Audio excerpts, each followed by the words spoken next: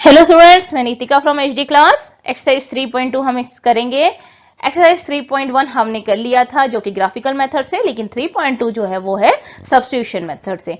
तो substitution method में सबसे पहले आपको ध्यान रखना है कि दो इक्वेशन आपको दी जाएगी, कोई भी दो इक्वेशन आपको मिलेगी, यानी ये जैसे यहाँ पर आपको दिख रहा है ये दो इक्वेशन है, ऐसे दो इक्वेशन आपको दिए जाएंगे। आपको क्या करना है, किसी भी दोनों में से कोई भी एक इक्वेशन, चाहे आप सेकेंड वाला ले लो चाहे पहला वाला इक्वेशन ले लो, उसको आपने क्या करना है, पहले x की वैल्यू लिख लो। चाहे जैसे x यहां पर आया, x इज इक्वल टू, अगर आप चाहते हो तो y को उधर ले जाओ, 4 प्लस वाई हो गया, है ना, ये आप लिख सकते हो। या तो फिर आप लिख सकते हो y is equal to x minus 4। ये टोटली आप पर डिपेंड करेगा कि आप कौन सी वैल्यू को क्या सब्सटीट्यूट कर रहे हो, यानी जो आसान आपको लग रहा है आप वो ले सकते हो। अब इसको लिखने का सबसे पहले तरीका क्या है, आप कैसे बताओगे कि मैं कौन सा इक्वेशन ले रहा हूं। ठीक है, यहां पर क्या है, आपने बताना है कि मैं इस इक्वेशन से ले रहा हूं या उस इक्वेशन से ले रहा हूं। वो कैसे पता चलेगा, वो पता चलेगा अगर आप इनको नाम दे देते हो। जैसे कि यहाँ पर इक्वेशन 1 मान लिया और इसे इक्वेशन 2 मान लिया। ठीक है, अब मैंने इक्वेशन 2 से लिया, ठीक है, तो फ्रॉम इक्वेशन 2, अगर 1 से लेती तो फ्रॉम इक्वेशन 1।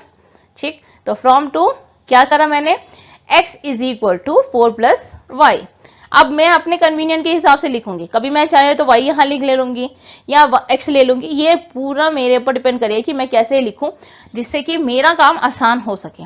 ठीक है, तो मैंने यहाँ पर x is equal to 4 plus y लिया है, आप चाहे तो y is equal to x minus 4 लिख सकते हो। देन आपने क्या करना है, अब इस इक्वेशन को, x की वैल्यू को आपने किस में सब्स्टिट्यूट करना है, दूसरे इक्वेशन, क्योंकि आपने 2 से तो ये निकाल लिया, तो जब 2 ले लिया आपने तो आपने पहले में पुट करना है। अगर आपने पहले से लिया होगा तो दूसरे में पुट करोगे, जो आप ले चुके हो उसमें नहीं करोगे, जो दूसरा है उसमें आप लोगे। ठीक है, तो यहां पर क्या है, x is equal to 4 plus y आपने पुट कर देना है, किसमें, इक्वेशन 1 में। इक्वेशन 1 में क्या है, x प्लस वाई, तो x क्या था, 4 प्लस वाई, तो 4 प्लस वाई लिख दिया, y ऑलरेडी है तो y लिख दिया, इज इक्वल टू 14। अब नॉर्मल तरीके से कर दो, 4 plus 2 y is equal to 14। Then इसे राइट हैंड साइड लेके चले गए, 10 आ गया, तो y की वैल्यू मिल गया हमें 5। अब ये 5 को, y की वैल्यू जो 5 मिली है उसे किसने पुट करेंगे, हम 3 में पुट करेंगे, ताकि जल्दी से मिल जाए x की वैल्यू। ठीक है, तो substitute the value of y in equation 3। ये जो प्रोसीजर है, ये लिखने का जो मेथड है, आप ऐसे ही लिखोगे तभी मार्क्स स्कोर करोगे।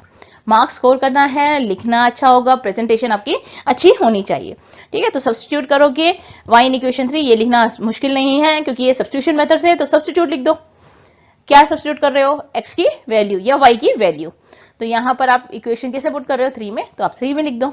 तो x की वैल्यू मिल गई 9 और y की वैल्यू 5, ये आप लिख दोगे तो हो गया आपका। दूसरा क्वेश्चन भी बिल्कुल ऐसा ही है, लेकिन यहाँ पर आपको क्या है, अपॉन में दिख रहा है तो आप उससे डर जाते हो, तो उससे कोई फर्क नहीं पड़ता, वो नंबर है, जैसे मर्जी रखो। तो यहाँ पर भी आप इक्वेशन 1 और इक्वेशन 2 इसे दे दोगे। देन इक्वेशन 1 से, क्योंकि मुझे कन्वीनियंट लेना है और इजी लेना है, तो इक्वेशन 1 से मैंने लिया। ठीक है, तो इक्वेशन 1 से s की वैल्यू ले ली, t प्लस 3। अब यहाँ पर जहां पर s है वहां पर मुझे 3 लिखना, t प्लस 3 लिखना है ना, तो क्या करूंगे, तो equation substitute the value of s in equation 2।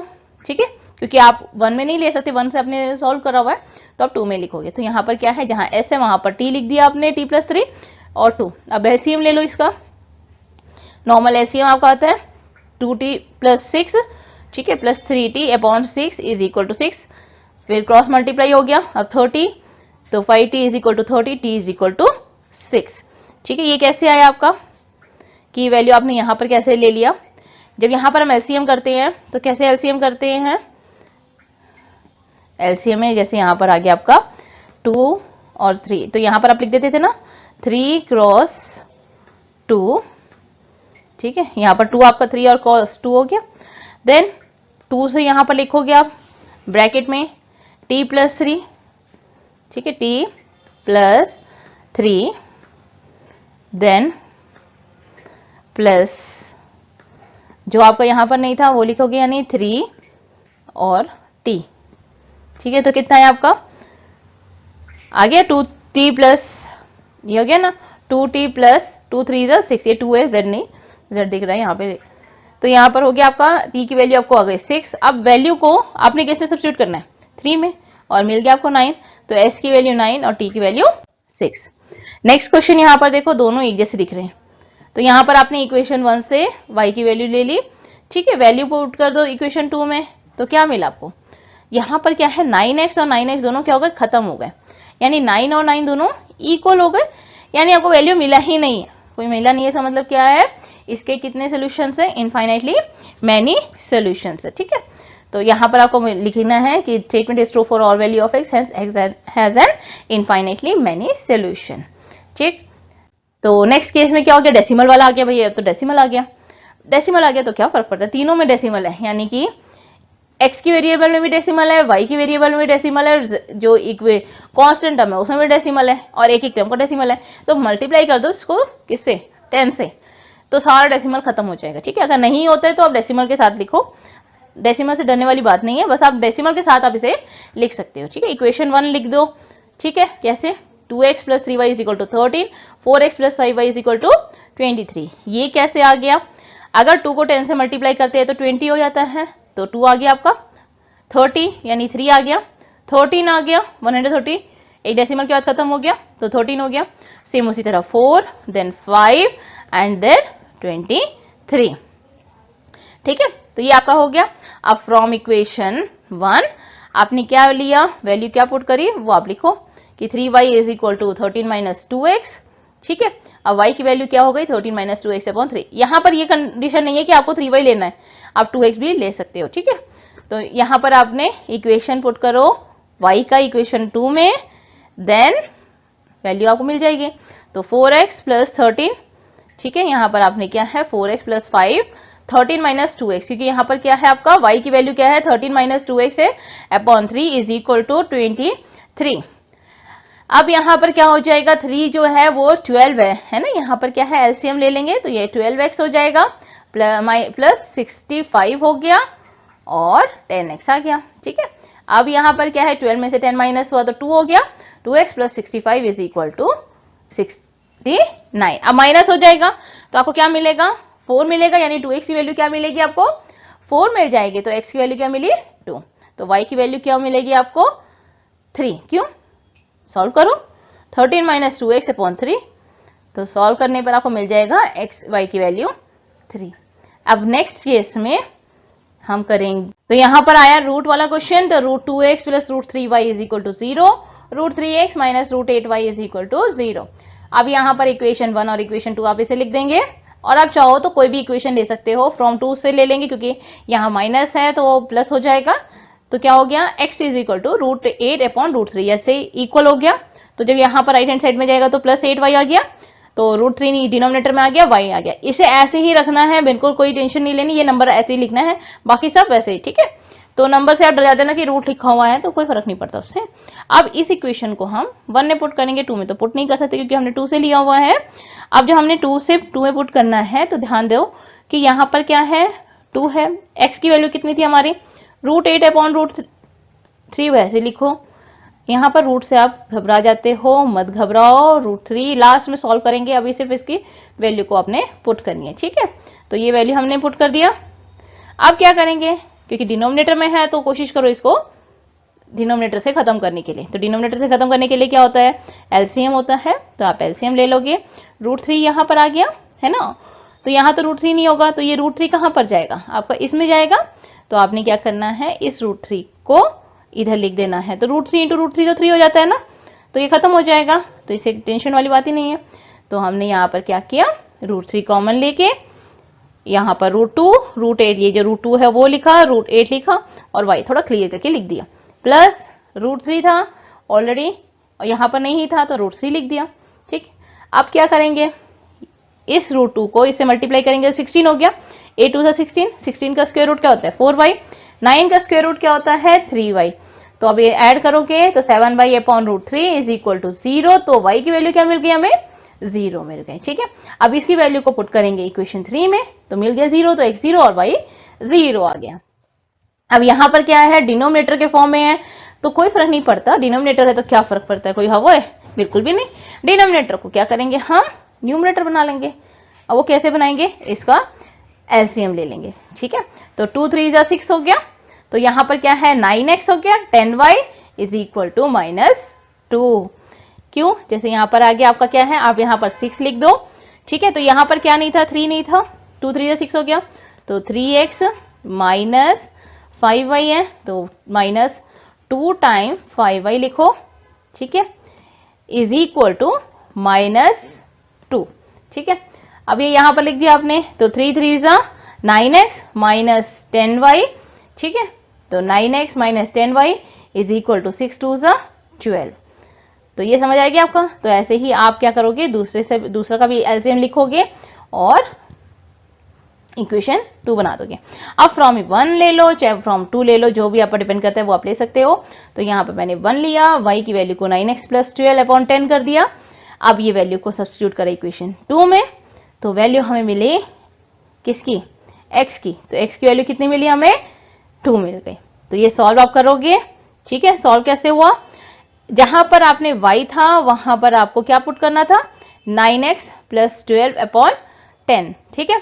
अब फिर सॉल्व करेंगे क्योंकि 3 9 जा 27 हो गया, तो 27 आ गया x, एंड देन 3 12 जा 36 हो गया, ठीक है, अपॉन 10। अब ये 10 था तो एलसीएम ले लेंगे हम, तो 20x हो गया और 13 आ गया। अब ये यहां पर 13 को ऊपर ले गए तो 130 हो गया, 20 को इस साथ ऐड करेंगे तो 147 हो गया, 36, ठीक है। फिर 36 को इधर लेके चले गए तो 130 माइनस 36 अपॉन 47 94 अपॉन 47। अब x की वैल्यू को 2 को किसमें पुट करेंगे हम, इक्वेशन 3 में पुट कर देंगे। यहां पर हमारा 3 है तो 9x है, तो 9 इंटू 2 पुट कर दो प्लस 12 अपॉन 10, ठीक, 30 अपॉन 10 दैट इज 3, ठीक है। Next question, solve 2x plus 3y is equal to 11 and 2x minus 4y is equal to minus 24। ये दो इक्वेशन को आपको सॉल्व करना पड़ेगा, फिर उसके बाद में x और y की वैल्यू आपको मिल जाएगी। जब ये वैल्यू मिलेगी तो hence find the value of m for which y is equal to mx plus 3। ये इक्वेशन आपको दिया हुआ है और आपको m की वैल्यू फाइंड आउट करनी है। कैसे मिलेगा, x और y की वैल्यू आपको मिल जाएगी इस इक्वेशन से, तो वो आप यहां पर पुट कर दो और m की वैल्यू मिल जाएगी। तो यहां पर क्या है, इक्वेशन 1 एंड 2 लिखो। From 1 y is equal to 11 minus 2x upon 3, ये कहां से आ गया आपका, पहले इक्वेशन से आया, यानी 3y को आप चाहे तो माइनस 3y ले सकते हो या 2x को यहां पर ले जा सकते हो, वो टोटली आप पर है, ठीक है। तो y की वैल्यू को हमने पुट कर देना है किसमें, इक्वेशन 2 में। 1 में नहीं पुट कर सकते क्योंकि 1 से हमने ये इक्वेशन लिया हुआ है, ठीक है। तो यहां पर इक्वेशन 2 में पुट करेंगे, यानी 2x minus 4 11 minus 2x upon 3। जो y है ना उसकी जगह पर जो वैल्यू है वही लिखो। उसके बाद आपको एलसीएम करना नॉर्मल आता है कि हम यहाँ पर एलसीएम 3 ले लेंगे, फिर यहाँ पर जो 3 होगा वो 6x आ गया माइनस 44, तो नॉर्मल आपने इसे ऐसे ही कर देना है, ठीक है। फिर उसके बाद क्या हो गया, ये 3 का क्रॉस मल्टीप्लाई यानी 24 के साथ में 3 को मल्टीप्लाई कर दो, तो 6x प्लस 8x 14x हो गया माइनस 44। अब ये मल्टीप्लाई करोगे, मल्टीप्लाई करने पर क्या है, माइनस 72। अब 14x is equal to minus 72 plus 44 28 आ गया, तो x की वैल्यू क्या मिल गई हमें, -2। अब ये वैल्यू को पुट करना है किसमें, इक्वेशन 3 में पुट करेंगे। क्यों इक्वेशन 2 में क्यों नहीं पुट करेंगे, ऑलरेडी हमने जो सॉल्व किया हुआ है, यानी ये जो क्वेश्चन है हमने ऑलरेडी कर रखा है, तो इसको इसमें जाके फिर से वही मेहनत करने की जरूरत नहीं होती, तो इसलिए हम डायरेक्ट 3 में पुट करेंगे। तो यहां पर पुट करो वैल्यू, तो क्या आ गया हमारा 11 प्लस 4 अपॉन 3 यानी 15 अपॉन 3 5 आ गया। x की वैल्यू -2, y की वैल्यू 5। अब ये वैल्यू को लेके इस इक्वेशन में हमने क्या करना है, पुट करना है ताकि m की वैल्यू मिल जाए। तो जहां y है वहां पर हमने क्या करना है, 5 लिखना है, और जहां x है वहां -2 लिखना है। तो यहाँ 3 यहां चला गया, तो 5 माइनस 3 कितना हो गया, 2 हो गया, ठीक है। तो m की वैल्यू कितनी हो जाएगी, -1, ठीक है। तो m की वैल्यू क्या मिली हमें, -1। तो ऐसे आपको वैल्यू फाइंड आउट करनी। ये जरूरी नहीं है कि सेम क्वेश्चन आपको दिया जाए, क्वेश्चन कुछ भी हो सकता है, तरीका यही होना चाहिए और प्रेजेंटेशन भी ऐसी होनी चाहिए। Form the pair of linear equation for the following problem and find their solution bye substitution method. यानी आपको कुछ क्वेश्चंस दिए होंगे, उससे आपको इक्वेशन तो बनानी है, उसके बाद उसे सॉल्व भी करना है। तो क्वेश्चन को इसमें बहुत अच्छी तरह समझना है। यहीं पर लोग बच्चे मिस्टेक करते हैं, आप लोग सब यहाँ पर मिस्टेक करते हो यूजुअली। अगर आप नहीं करते हो तो वेल एंड गुड, लेकिन यूजुअली यहीं पर मिस्टेक्स होती हैं। तो यहाँ पर क्या है, द डिफरेंस बिटवीन 2 नंबर, यानी 2 नंबरों का, यानी एक ये नंबर मान लो और एक कोई और नंबर हो गया, ठीक है। इन दोनों नंबरों का जो डिफरेंस है ना वो क्या है, 26 है, ठीक। ये क्वेश्चन में दिया हुआ है। And the number is 3 times the other number, यानी एक नंबर, यानी ये वाला नंबर मान लो दूसरे नंबर का 3 टाइम्स है, यानी कि 3 टाइम्स जो भी नंबर ये वाला होगा वो इसके बराबर होगा, ठीक है। ये क्वेश्चन है। अब इसको इक्वेशन के फॉर्म में बनाना है। अब ये जो दो हमारी इमेजिनरी जो चीज है, यानी जो नंबर है वो उसको हम क्या मानेंगे, एक्स एंड वाई। तो let the number be x and y, ठीक है। तो यहाँ पर आप लिखोगे let the number be x and y according to the question, ठीक है। अकॉर्डिंग टू क्वेश्चन आप लिख दोगे तो बेटर होता है, ठीक। तो इनका difference x minus y is equal to 26, ठीक। दूसरा इक्वेशन क्या बना, x is equal to 3y। आपने देखा ना कैसे 3y आया। अब दो इक्वेशन मिल गया, तो फ्रॉम 2 हमें क्या मिला, x की वैल्यू 3y मिल गई। अब इस 3y को हमने किसमें पुट करना है, इक्वेशन 1 में पुट करना है। तो 3y minus y is equal to 26, 2y is equal to 26, तो y की वैल्यू मिल गई 13। अब y 13 है तो x की वैल्यू किसमें पुट करेंगे, हम इक्वेशन 2 में पुट करेंगे। तो 13 3 सा 39। तो एक हमारे पास क्या है 39 है और दूसरा वैल्यू क्या है 13 है। अब माइनस करके देखो, 39 में से 13 को माइनस करेंगे तो कितना आया। कभी भी अगर आप करते हो तो उसको चेक करके जरूर देखो कि जो स्टेटमेंट दिया गया था हमारा सही आया, 26 आया, ठीक है। और दूसरा नंबर क्या है 3 गुना है, यानी ये क्या है 3 टाइम है, 13 3 सा 39, तो बिल्कुल सही आया, ठीक है। तो नेक्स्ट क्वेश्चन है the larger of 2 supplementary angle, यानी आपको 2 सप्लीमेंट्री एंगल हो गया। सप्लीमेंट्री एंगल किसको बोलते हैं, सप्लीमेंट्री वाला, यानी दो एंगल का जो सम है वो हमेशा कितनी डिग्री का होगा, 180 डिग्री का। ये आपको ध्यान रखना है, ठीक है। सप्लीमेंट्री एंगल मतलब 180 डिग्री। अगर कंफ्यूजन होता है ना, एस क्या बना दो, कॉम्प्लीमेंट्री है ना, सी है 1 डाल दो तो 90 डिग्री हो गया, और एस है, एस को बी से काट दो 180 होगा। कभी नहीं भूलोगे आप कि सप्लीमेंट्री 180 के बराबर है या नहीं है, ठीक है। तो यहां पर क्या हो गया 180 के आपका आ गया। दूसरा नंबर, अब ये दो नंबर कौन से हो सकते हैं, x हो सकता है और दूसरा क्या हो सकता है y, क्योंकि वेरिएबल लेना है आपने। दो का सम जो है वो 180 है, ये तो पता हो गया। The larger of 2 supplementary angle, इसमें कोई एक बड़ा होगा, ठीक है। The larger of 2 supplementary, x अगर मान लो बड़ा है, किसे y से बड़ा है, तो कितना बड़ा है, the larger of 2 supplementary angle exceed the smaller by 18 degree, यानी x जो है, यानी एक एंगल जो है वो दूसरे से कितनी डिग्री ज्यादा है, 18 डिग्री ज्यादा है। बस आपका दो इक्वेशन बन गया, ठीक है। तो इसे यहां में एंगल क्या लिख दो, एक्स एंड वाई, ठीक। तो उसके बाद में इसका इक्वेशन बनाओ, x plus y is equal to 180 degree. ये ध्यान रखना है सप्लीमेंट्री 180 डिग्री का होता है, एंड अदर वन जो है वो 18 प्लस वाई हो गया, ठीक है। तो अब यहां पर इक्वेशन फ्रॉम 2 से हमारा मिल गया इक्वेशन, देन x की वैल्यू को इक्वेशन 1 में पुट करेंगे तो हमें क्या मिला, 18 plus 2y is equal to 180 degree. Minus कर दो तो माइनस करने पर कितना मिला 162 एंड देन 81। तो एक एंगल मिल गया मुझे 81 और दूसरा एंगल कितना मिला 99। अब इन दोनों को प्लस करके देखो, 180 आ रहा है और दूसरा एक दोनों का जो डिफरेंस है वो क्या है 18 डिग्री है। तो x की वैल्यू कितनी हो गई आपकी 99 डिग्री और y की value 81 degree. The coach of a cricket team buy 7 bats and 6 ball for rupees 3800, यानी 7 बैट्स और 6 बॉल उसने खरीदा 3800 रुपीज का। लेटर फिर से उसने बाई करा कितने 3 बैट्स और 5 बॉल 1750 का। अब आपको बताना है find the cost of each bat and each ball. तो यहीं पे क्वेश्चन में दिया हुआ है आंसर कि cost of bat and ball भी एक्स एंड वाई रेस्पेक्टिवली, ठीक है। यानी बैट का एक्स हो गया और बॉल का वाई है, रेस्पेक्टिवली मतलब एक के बाद एक है, तो रेस्पेक्टिवली लिखना जरूरी होता है। अदरवाइज आप लिख सकते हो cost of bat is equal to x, cost of ball is equal to y, आप ऐसे भी लिख सकते हो। अब यहाँ पर क्या है 7x, क्योंकि 7 के साथ में बैट है तो 7x और 6 के साथ में बॉल है तो 6y, 3800 इक्वल हो गया। उसी तरह 3 बैट है तो 3x plus 5y is equal to 1750 हो गया। अब इक्वेशन 2 से आप लिख लो या इक्वेशन 1 से लिख लो, टोटली आप पर डिपेंड करेगा। तो y की वैल्यू हो गई 1750 माइनस 3x अपॉन 5। तो ये वैल्यू को आप किसे पुट करोगे इक्वेशन 1 में, 2 में नहीं पुट करेंगे, इक्वेशन 1 में। तो यहाँ पर वैल्यू है वही आया, डिनोमिनेटर में 5 है तो इसको आपने क्या करना है एलसीएम करना है। तो 7 5 कितना हो गया 35 हो गया और ये इसको मल्टीप्लाई कर देना, ठीक है। तो मल्टीप्लाई करेंगे तो 1750 को मल्टीप्लाई करो 6 कितना 10500 माइनस 6 3 18x अपॉन 5, ठीक है। अब यहाँ पर 5 है डिनोमिनेटर में, इसको यहाँ पे ले जाओ क्रॉस मल्टीप्लाई हो गया तो हमारा क्या हो गया देखो 35 में से 18 को माइनस किया तो 17 आ गया प्लस 10500 और 3800 मल्टीप्लाइड बाई 5 तो कितना आया 19000। और अभी यहां से यहां चला गया राइट हैंड साइड में चला गया 17x इज इक्वल टू 8500। तो 17 कितने टेबल में आता है 5 85 होता है तो 500 आ गया x की वैल्यू। तो y की वैल्यू कितनी आएगी वो हम फाइंड आउट करेंगे किससे, इक्वेशन 3 से। तो 1750 माइनस 3 टाइम 500 अपॉन 5 तो कितना हो गया 250 अपॉन 5 50 हो गया। तो x की वैल्यू कितनी हो गई हमारे पास 500 और y की वैल्यू कितनी हो गई हमारे पास 50, ठीक है। तो y की मिल गई हमें 50 और x की मिल गई 500।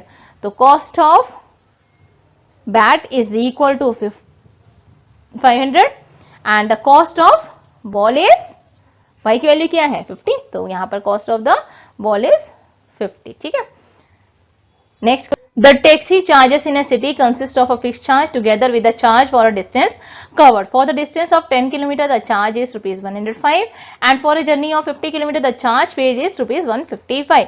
यहाँ पर कहा गया है कि एक जो टैक्सी है, जैसे मान लो ये एक टैक्सी है, वो जो टैक्सी, यहाँ पर मुझे टैक्सी बनाना भी नहीं आ रहा है, ठीक है, जैसे ही समझ लो ये टैक्सी है। इस टैक्सी, ये जो टैक्सी है ना, अगर आपको कहीं लेके जाता है तो ये पहले अपना कोई चार्ज लेगा, यानी कहेगा कि मैं 50 रुपीज तो आपसे लूंगा ही लूंगा, साथ में आप जितना किलोमीटर चलोगे उसके हिसाब से मेरा एक रेट बनता है। तो ये एक टैक्सी का नॉर्म्स होता है। ठीक, तो आप मान लेते कि फिक्स चार्जेस कितना है, क्योंकि हो सकता है कि कुछ भी हो सकता है ना फिक्स चार्जेस, तो एक्स जो है वो हमारा क्या है, फिक्स चार्जेस है।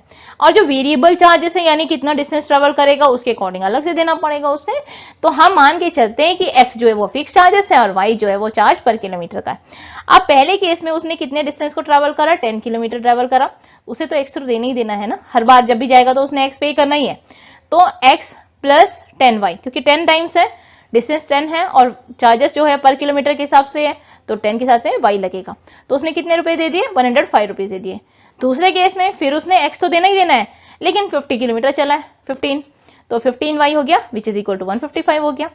अब इन दो इक्वेशन हमारी बन गई। अब इससे हमारा फिक्स चार्जेस निकल जाएगा और डिस्टेंस का कितना लेते हैं वो भी पता चल जाएगा।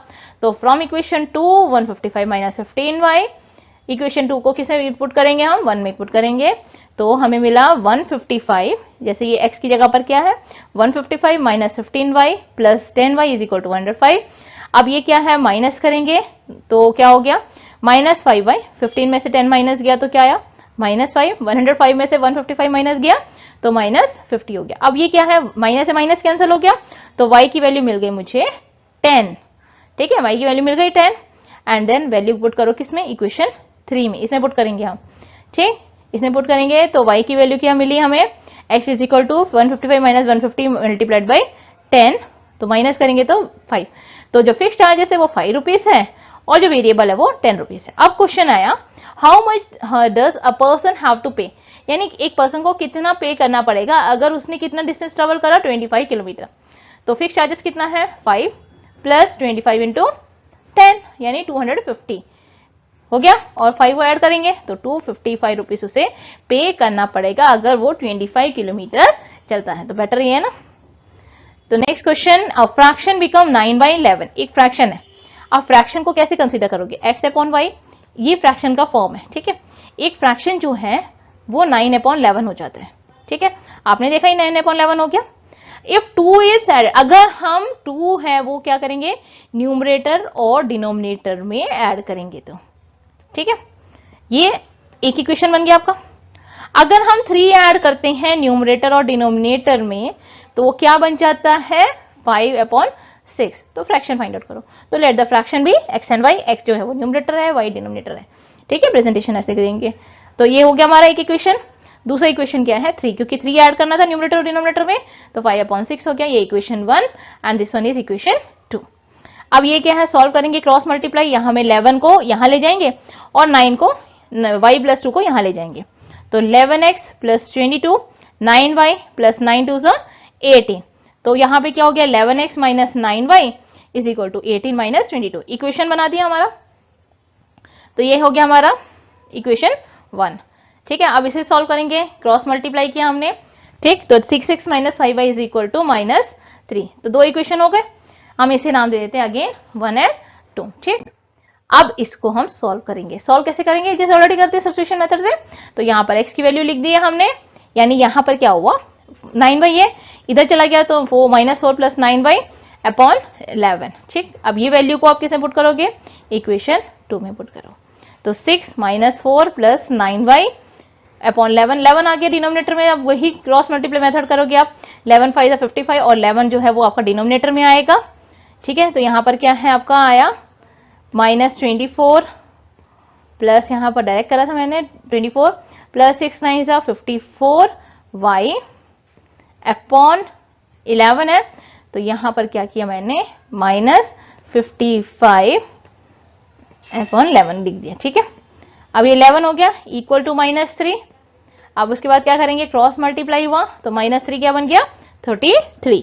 ठीक है, तो फिर आपको मिल गया यहाँ पर y की value -9, minus y is equal to -9, तो ये माइनस से माइनस कैंसिल आउट हो गया आपका, तो y की वैल्यू मिल गई आपकी 9। ठीक है, अब नेक्स्ट केस में क्या है, इस इक्वेशन को किसमें पुट करेंगे, इक्वेशन 3 में पुट करेंगे। अब यहाँ पर क्या है, y की वैल्यू को 9 पुट कर दो, तो -4 + 9 9 से 81/11, तो माइनस हुआ तो 77/11 7 मिल गया, यानी कि y की वैल्यू 9 एंड x की वैल्यू क्या मिली हमें 7, तो फ्रैक्शन क्या हो गया 7/9। ठीक है, तो ये फ्रैक्शन पूछा है तो फ्रैक्शन ही लिखेंगे हम।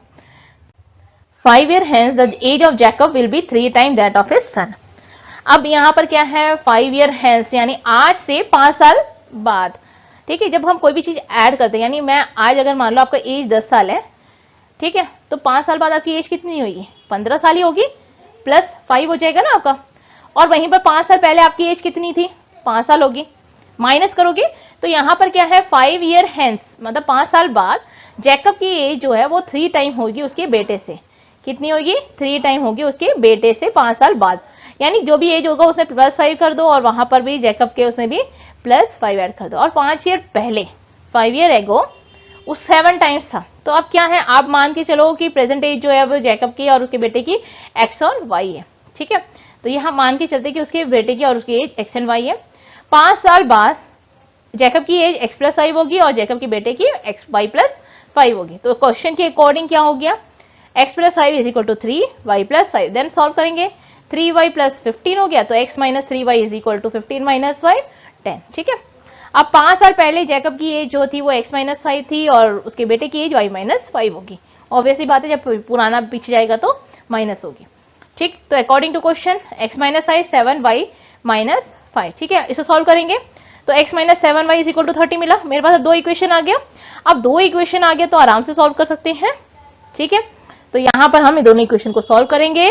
1 से इक्वेशन को हम 10x is equal to 10 + 3y ले लेंगे, क्योंकि मेरे को आसानी 3 लगी, माइनस था यहाँ पर इस केस में, सेकंड केस में यहाँ पर -30 था ना, तो मैंने इक्वेशन 1 से लेना बेटर समझा, अदरवाइज आप ले सकते हो, कोई मैटर नहीं करता।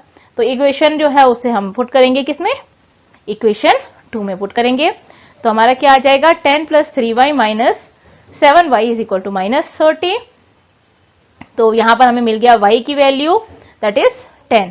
तो जैकब की एज मिल गई हमें 10, तो जैकब के पापा की एज कितनी होगी वो हम फाइंड आउट करेंगे किसमें, पुट करके इस इक्वेशन में, इक्वेशन 3 में। तो 10 + 3 टाइम 10 40 ईयर, तो फादर की एज कितनी हो गई 40 एंड बेटे की एज कितनी हो गई 10 ईयर हो गई। अब इसको देखो सॉल्व करके देखो एक बार कि अगर 40 है 5 साल बाद 45 का हो जाएगा और वो कितना हो जाएगा 15, इनके बीच में कितना रिलेशन है 15 3 से 45 3 गुना हो गया, और 5 साल पहले जो है ये 35 था और वो कितना हो जाएगा 5 है, तो 5 7 से 35 यानी 7 टाइम्स का रिलेशन आ गया इसमें। तो जो क्वेश्चन दिया वो ये आ गया। ठीक है, आई होप आपको ये समझ आया। अगर इसमें कोई प्रॉब्लम आती है आप मुझसे पूछ सकते हो। वीडियो पसंद आई तो लाइक कीजिए, शेयर कीजिए, सब्सक्राइब कीजिए।